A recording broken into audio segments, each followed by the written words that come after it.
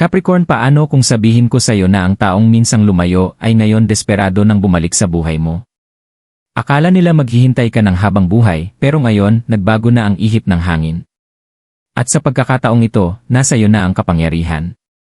Isipin mo ang itsura nila kapag napagtanto nilang wala ka na sa lugar kung saan ka nila iniwan. Sa pagbabasa na ito, malalaman mo ang tunay na dahilan kung bakit sila naghahabol, ang katotohanang matagal na nilang itinatago, at ang susunod nilang hakbang. Huwag mo itong palampasin dahil ang maririnig mo ngayon ay maaaring magbago ng lahat para sa iyo. Capricorn, alam ko na dumaan ka sa mga sandaling sinubok ang iyong pasensya kung saan patuloy kang naniwala sa isang tao, kahit pa binigyan ka na nila ng lahat ng dahilan para lumayo. Binigyan mo sila ng oras, espasyo, at pag-unawa, umaasang baka makita nila ang tunay mong halaga. Ngunit sa halip, inisip nila na ang iyong katapatan ay ibig sabihin ay palagi kang nariyan, anuman ang mangyari. Ngayon, may malaking pagbabago. Ang parehong tao na minsang nagpahintay sa iyo ay ngayoy ramdam ang bigat ng pagsisisi. Nakikita nila ang liwanag sa iyo, ang lakas na natagpuan mo, at ang buhay na patuloy mong binubuo kahit wala sila.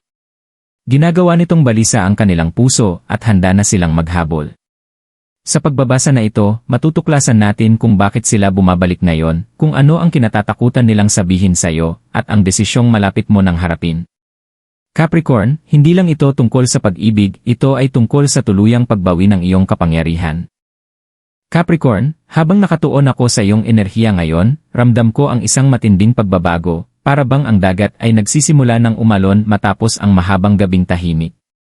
Sa loob ng mahabang panahon, tila walang gumagalaw, na para bang ang koneksyon mo at ng taong ito ay tuluyan ng nanlamig. Maaaring nakumbinsi mo na rin ang sarili mo na tapos na nakapag-move on na sila, at ikaw na lang ang naiwan para buuin muli ang sarili mong puso. Pero ito ang hindi nila namalayan, habang abala sila sa pamumuhay, iniisip na palagi ka lang nariyan, ikaw ay nagbabago. Ikaw ay nagpapagaling. Natutuklasan mo ang bagong lakas sa iyong sarili.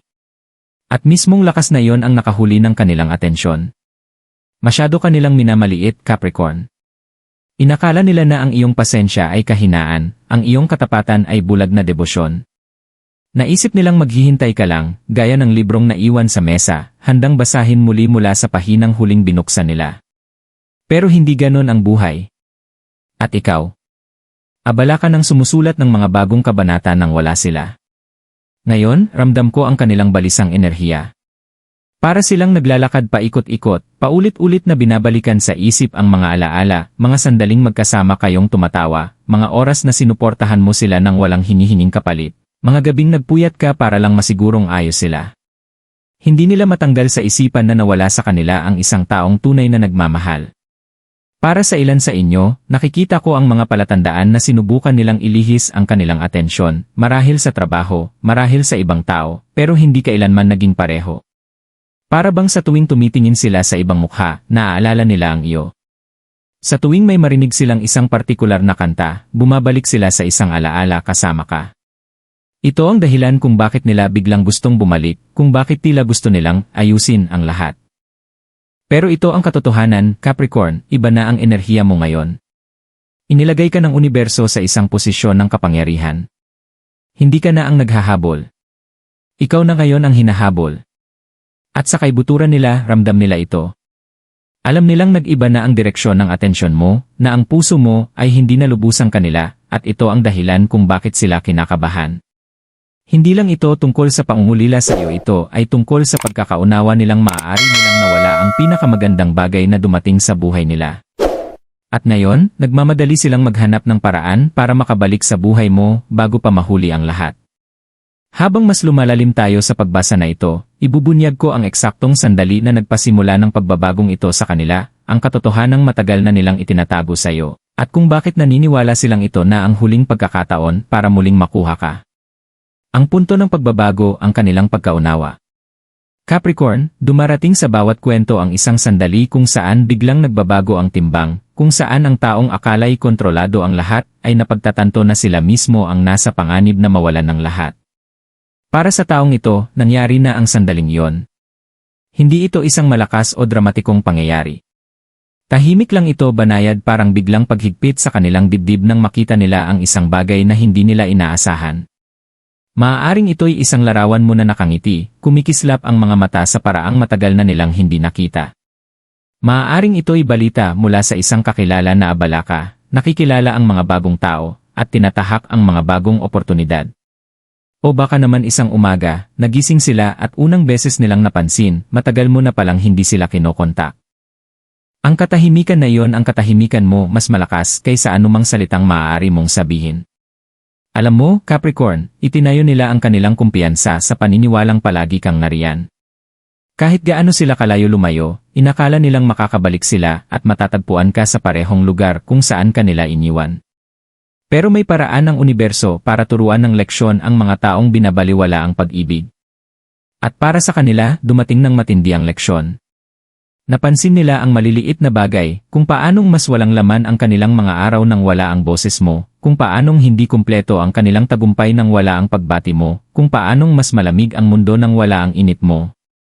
Kahit ang mga bagay na dati parang normal lang, tulad ng pakikinig mo nang walang paghuhusga, o ang pag-alala mo sa maliliit na detalye, ngayon ay tila napakahalaga sa kanila. Para sa ilan sa inyo, nararamdaman kong nakita nila kayong kasama ang iba, hindi naman kinakailangang romantiko, pero sapat para makaramdam sila ng selos. Isa itong malakas na gising sa kanila. Napagtanto nila na ang katapatan mo ay hindi isang kadena, ito ay isang regalo. At ang mga regalo, kapag nawala, hindi tiyak na babalik. Doon nagsimulang tumubo ang takot. Nagsimula silang mag-isip. Paano kung naka-move on na si Capricorn? Paano kung may ibang nagbibigay sa kanya ng pag-ibig na hindi ko naibigay?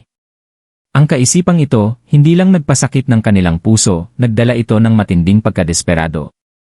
Paulit-ulit nilang iniisip ang mga lumang pag-uusap, hinahanap ang mga sandaling pwede sanang naging mas maayos ang kanilang ginawa. Inalala nila ang mga gabing pinili nila ang kasama ng ibang tao kaysa ikaw, ang mga araw na binaliwala nila ang mga mensahe mo, ang mga pagkakataong hindi nila pinansin ang nararamdaman mo. Bawat alaala ngayon ay parang pagkakamaling nakaukit sa bato. At doon, Capricorn, may nagbago sa kanilang puso. Ang pride, ang parehong pride na pumipigil sa kanila noon para umamin na nagkamali sila, ay nagsimulang mabasag. Dahil ano nga ba ang silbi ng pride kung ang taong mahal mo ay unti-unti nang nawawala? Ito na ang punto ng pagbabago. Ito na ang sandaling ang manghuhuli ay nagiging hinuhuli, kung saan ang taong inakalang kaya kanilang paghintayin ay ngayon ay nakikipaghabulan sa oras para mabawi ka. Nagsisimula na silang magplano ng kanilang paraan, maaaring sa pamamagitan ng taos-pusong mensahe, bigla ang pagharap sa iyo, o pag-aalok ng commitment na dati nilang iniiwasan. Pero narito ang katotohanan kailangan mong malaman, ang habol na ito ay hindi lang dahil wala ka na. Ito ay dahil napagtanto nilang ang bersyon ng iyong sarili na iniwan nila ay wala na. Lumago ka, nagbago ka, at pumasok ka sa kapangyarihang hindi nila nakita noon. At ngayon, natatakot sila, takot na kahit anong habol ang gawin nila, baka hindi na sila umabot sa taong ikaw na ngayon. Capricorn, ang tanong ay kapag dumating silang tumatakbo pabalik, bubuksan mo ba ang pinto, o hahayaan mo silang manatili sa labas, nang hihinayang na sana'y minahal ka nila ng tama sa unang pagkakataon? Sa susunod na bahagi ng pagbasa na ito, sisilipin natin ang tarot at mga simbolikong mensahe, ang mga baraha na magbubunyag ng kanilang susunod na galaw, at kung ang habol bang ito ay tunay para sa iyong puso, o isa lang leksyon na nakatago sa anyo ng pag-ibig. Tarot mensahe ng simbolismo. Capricorn, habang inilalatag ko ang mga baraha para sa iyo ngayon, ang unang bagay na napansin ko ay ang mabigat na presensya ng emosyonal na enerhiya. Hindi ito basta-bastang pagbabasa, malinaw na ipinapakita ng universo na ang kabanatang ito sa pagitan mo at ng taong ito ay may malalim na bigat ng karma. Ang unang baraha na lumabas ay ang Six of Cups. Malakas ang kapangyarihan ng barahang ito sa isang love reading dahil ito'y sumisimbolo sa nostalgia, sa mga alaala na patuloy na humihila pabalik sa isang tao. Kumpirmado nito ang naramdaman na natin, matagal nang namumuhay ang taong ito sa anino ng inyong nakaraan. Paulit-ulit nilang binabalikan sa isip ang mga sandaling magkasama kayo, mga panahong akala nila'y naglaho na, ngunit ngayon ay napagtanto nilang hindi pa talaga sila nakakapakawalan. Sumunod ay ang Knight of Swords, baraha ng mabilis na galaw, bigla ang aksyon, at agarang pagsugod sa nais nila. Ito sila sa kasalukuyan.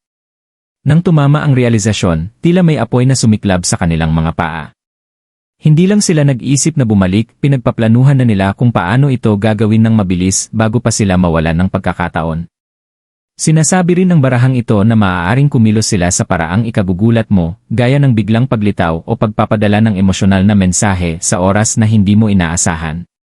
Ngunit sa gitna ng iyong spread, naroon ang The Tower. Dito lumalabas ang totoong kwento.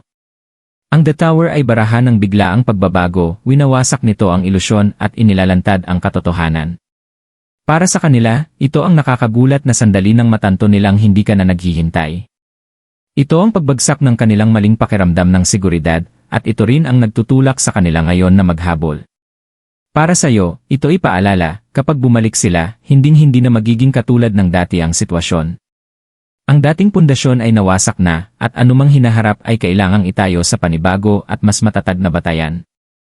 Pagkatapos ng The Tower, lumabas ang The Empress, at ito ay ikaw, Capricorn. Ang The Empress ay sumisimbolo ng kagandahan, kasaganaan, sariling halaga, at pag-unlad. Ito ang enerhiya na isinasabuhay mo ngayon, inaalagaan ang iyong sarili, inuuna ang sariling kaligayahan, at nagliliwanag sa paraang natural na humihila ng atensyon ng iba. Malinaw sa mga baraha, iba na ang tingin nila sa iyo ngayon. Nakikita ka nila bilang isang taong hindi na umaasa sa kanila, at iyon mismo ang dahilan kung bakit mas lalo kanilang gustong makuha. Sumunod ay ang damuon, barahan ng mga lihim, ilusyon, at mga bagay na nakatago sa ilalim ng ibabaw. Ipinapakita nito na habang bumabalik sila, hindi nila sasabihin ang buong katotohanan kung bakit. May halong pride at takot na umamin kung gaano sila nagkamali. Maaaring palabasin nila na miss ka lang nila, o napagtanto nila kung gaano kakahalaga, ngunit sa totoo lang, may mas malalim na takot na nagtutulak sa kanila, ang takot na makita kang masaya sa piling ng iba. At ang takot na mapalitan sa buhay mo. Ang huling baraha sa iyong spread ay The Lovers. Dito inilalagay ng universo ang desisyon sa iyong mga kamay. Ang The Lovers ay hindi lang tungkol sa romansa, ito ay tungkol sa mga desisyong maghuhubog ng hinaharap. Ito ang puntong ikaw ang magpapasya, papapasukin mo ba silang muli sa iyong buhay at susubukang alamin kung ano ang maaaring magbago ngayon, o kukunin mo ang pag-ibig at mga aral mula sa nakaraan at magpapatuloy tungo sa bago. Capricorn, malinaw ang simbolismo. Six of Cups, naipit sila sa mga alaala mo. Knight of Swords, naghahabol sila bago mahuli ang lahat. The Tower, nawasak ang ilusyon na maghihintay ka magpakailanman. The Empress, lumakad ka patungo sa kapangyarihan at kislap. Damuon, may mga lihim pa silang itinatago. The Lovers, nasa iyo na ngayon ang pagpili. Habang tinitingnan ko ang enerhiya ng mga barahang ito, ramdam ko ang hatak ng kapalaran, ngunit naroon din ang babala mula sa iyong mga gabay. Maaaring totoo ang habol na ito, ngunit dapat mong itanong sa iyong sarili, hinahabol ka ba nila dahil tunay ka nilang mahal o dahil hindi nila matanggap na mawalan ng kontrol sa iyo? Ipinapakita ng mga baraha na nasa isang makapangyarihang yugto ka. Iniaalok sa iyo ng universo ang kalinawan, hindi lang tungkol sa intensyon nila, kundi pati na rin sa sariling nais mo. Malayo na ang narating mo mula nang magsimula ang koneksyong ito, at ngayon, ikaw ang magpapasya kung anong klaseng pag-ibig ang papapasukin mo sa buhay mo.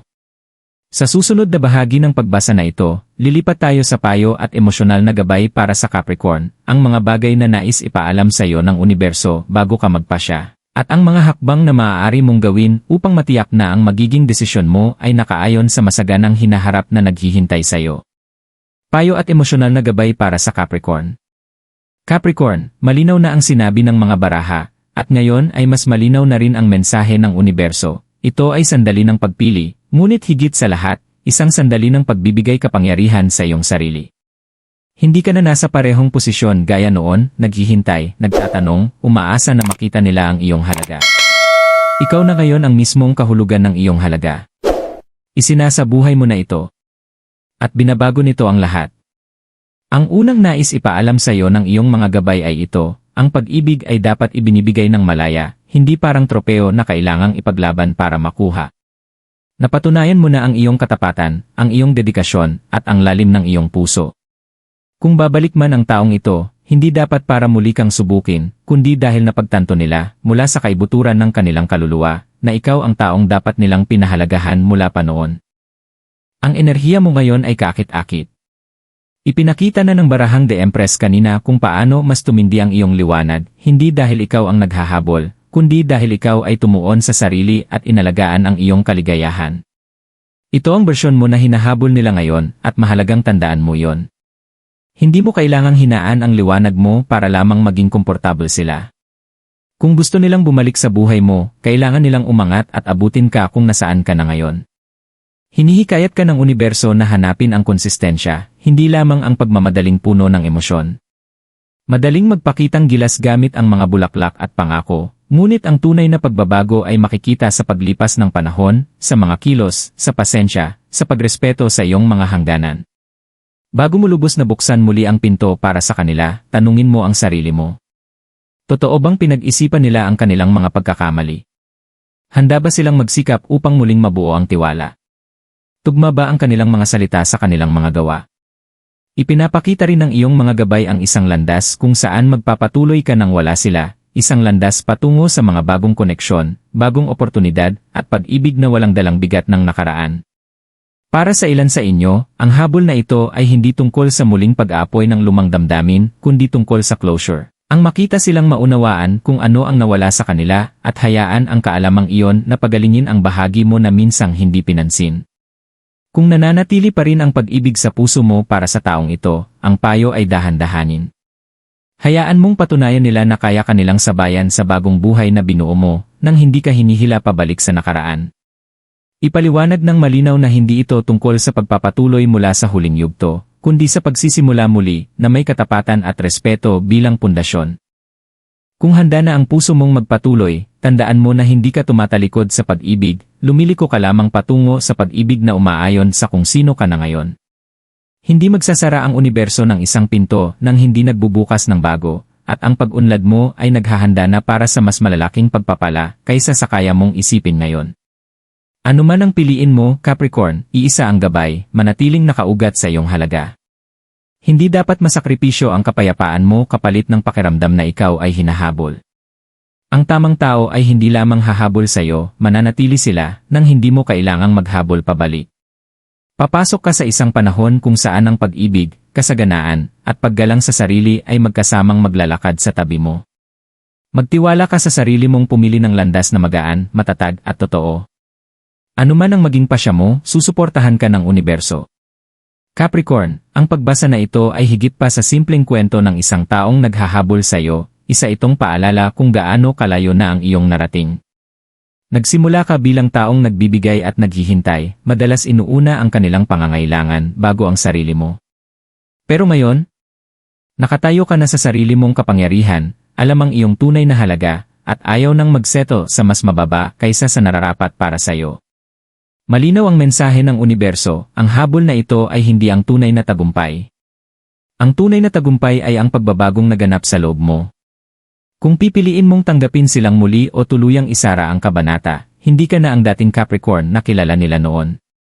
Mas matalino na ang puso mo, mas matatag ang iyong espiritu, at mas maliwanag ang landas na iyong tinatahak. Kung babalik sila, hayaang makilala nila ang tunay na ikaw, ang taong alam na ang pag-ibig ay isang regalo, hindi isang kadena. Kung mananatili sila, iyon ay dahil natutunan na nilang mahalin ka ng tama. Kung aalis silang muli, iyon ay dahil hindi talaga sila nakalaan sa bagong yugto ng buhay mo. Ngayon, huminto ka sandali at itanong sa sarili, ano ba talaga ang nais ng puso ko? Hindi ang dati nitong gusto, kundi ang kailangan nito ngayon, matapos ang lahat ng aral na natutunan ko. Magkomento sa ibaba ng iyong zodiac sign at ang mga salitang pinipili ko ang aking halaga, kung handa ka nang angkinin ang iyong kapangyarihan at buong tapang na hakbangin ang hinaharap na inihahanda ng universo para sa iyo. Capricorn, ang iyong glow up ay hindi pa lang paparating, narito na.